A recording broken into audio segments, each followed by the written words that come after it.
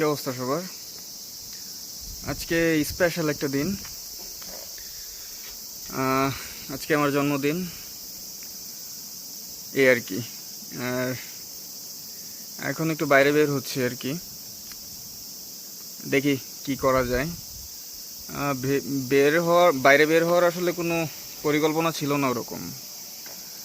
তো আমার বউয়ের আসলে অনেক বলার কারণেও ও বলতেছিল বের হওয়ার জন্য, বাইরে গিয়ে একটু ঘুরে আসতে, তাই বের হলাম।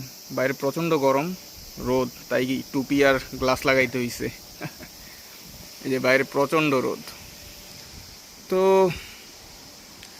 আসলে যে মানুষটা আমার প্রতিটা জন্মদিনে সে অনেকটা স্পেশাল করে তোলে, ধন্যবাদ, সে হচ্ছে আমার বউ। তো ওর সাথে পরিচয় হচ্ছে আমার প্রায় 10 বছর। এই 10 বছরে প্রতিটা জন্মদিন সে আমার খুব স্পেশাল করে তুলছে। সো সেজন্য ধন্যবাদ তাকে এবং কৃতজ্ঞ তার কাছে, এই আর কি। তো আজকে সাইকেল নিয়ে বের হয়েছি, দেখি কোন দিকে যাওয়া যায়, যাই।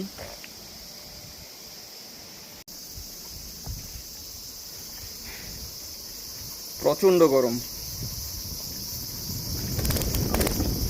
জাপানের গরম একটু অন্যরকম। আমাদের দেশে তো অনেক ঘাম হয় গরমে, তাই না? কিন্তু এখানের গরমটা আসলে একটু অন্যরকম। ভিতরে ভিতরে অনেক গরম লাগে, তবে ওরকম ঘাম হয় না। তো যাচ্ছে একটা জায়গাতে, তো দেখি এদিকে গিয়ে কি করা যায়।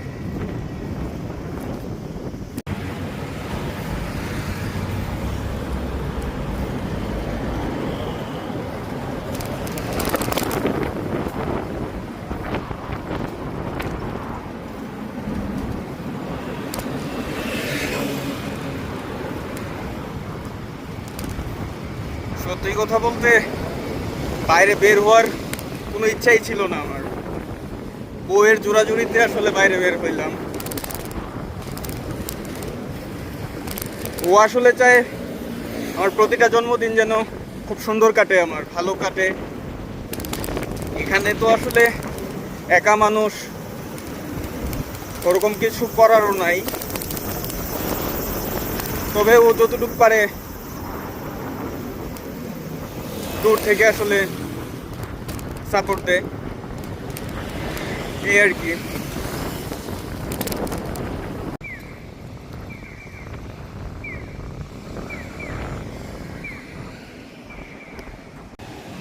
এই তো এদিকে একটা মল আছে, এই মলে যাব। ওই যে বরাবর যেটি দেখা যাচ্ছে,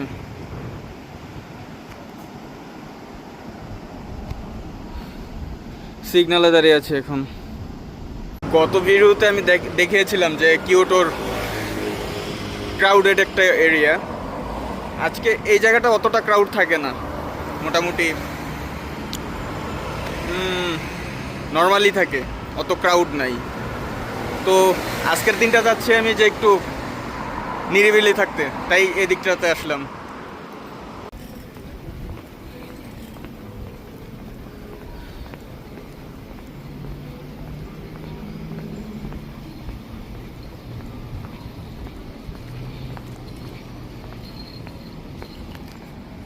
এই তো চলে আসছি আমার গন্তব্যে।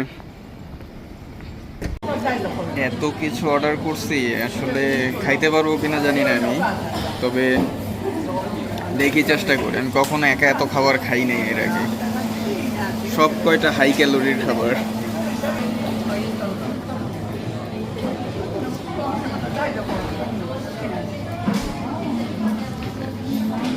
এটা হচ্ছে মাচা কেক, এটা হচ্ছে চিজ কেক, এটা ওয়েফার, চকলেট ওয়েফার, আর এটা হচ্ছে ক্যাপাচিনো কফি। দেখি খাওয়া শুরু করি। এত পরিমাণ মিষ্টি খাবার এর আগে কখনো একসাথে খাই নাই আমি। মনে হয় না আগামী 6 মাস আমি মিষ্টি খাবারের আশেপাশে যাব। তো এখন একটা জায়গাতে যাব, আমার খুব পছন্দের একটা জায়গা, নদীর পাড়, আমার বাসার পাশেই। তো ওইখানে যাচ্ছি আর কি। রাস্তা পুরো খালি এখন।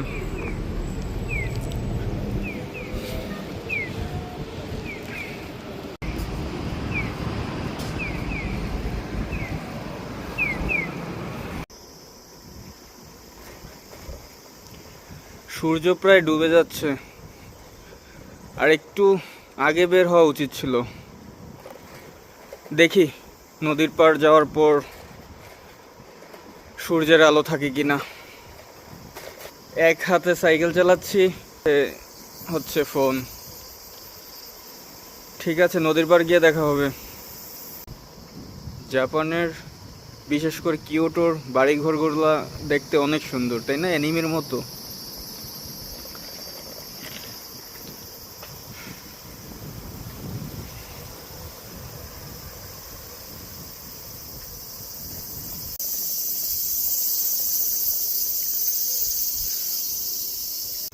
প্রায় চলে আসছি, আর কিছুক্ষণ লাগবে।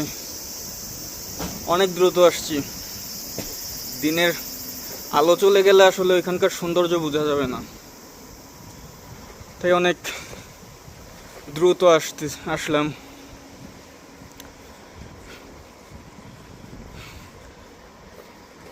আসলে সূর্য ডুবা অবস্থায়ও এখানকার পরিবেশটা অনেক সুন্দর দেখায়।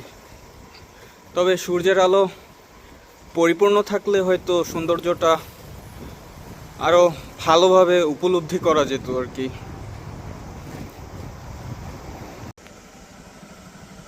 অবশেষে চলে আসছি প্রায়। এই হচ্ছে আমার পছন্দের জায়গা। ওই যে দূরে দেখা যাচ্ছে পাহাড়। কিয়োটো শহরটা আসলে চারদিকে পাহাড়, মাঝখানে হচ্ছে শহর। আপনি কিয়োটো শহরের যেদিকেই তাকাবেন সেদিকেই পাহাড় দেখবেন। মাঝখানে হচ্ছে কিয়োটো সিটিটা অবস্থিত আর কি। এই জায়গাটা আমার অনেক পছন্দের। এটা হচ্ছে একটা নদী, নদীটার নাম হচ্ছে কামু। কামু রিভার নামে প্রচলিত আর কি এখানে এই নদীর নামটা।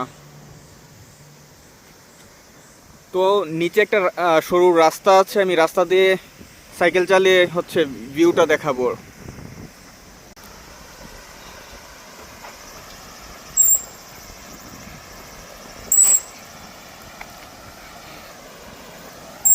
এখন আসলে পানি অতটা নাই। পানি যদি বেশি থাকে তাহলে সৌন্দর্যটা আরো বৃদ্ধি পায় এখানকার।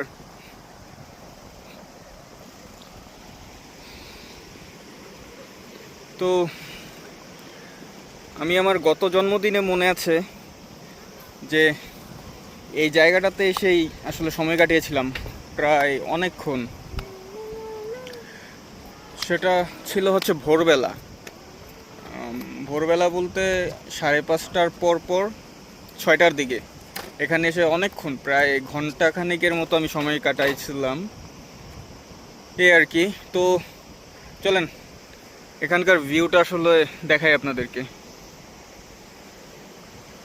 আসলে সূর্যের আলো নাই তো, সেজন্য আসলে স্পষ্ট দেখা যাচ্ছে না, তবুও যতটুক পারি দেখাই।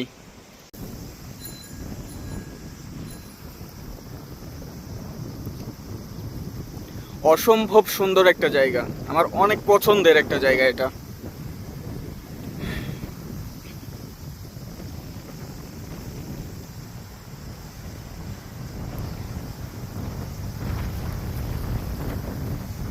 আশা করি আপনারা বাতাসের মিষ্টি আওয়াজ শুনতে পাচ্ছেন, তাই না?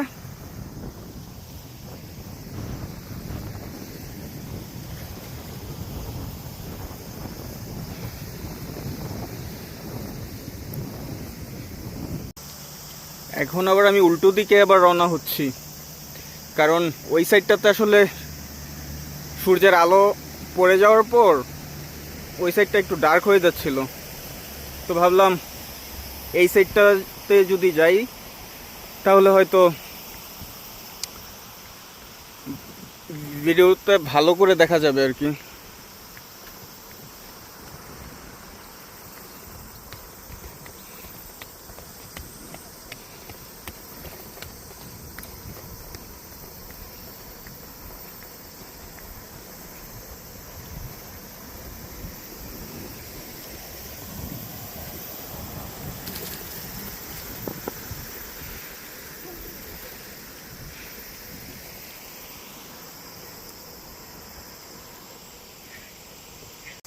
এখানটায় বসে আসলে একটু বিশ্রাম নিয়ে বাসায় চলে যাব আর কি। তো আজকের মতো এতটুকুই থাক, ভালো থাকবেন সবাই, আর সময়টা ভালো কাটলো আমাদের।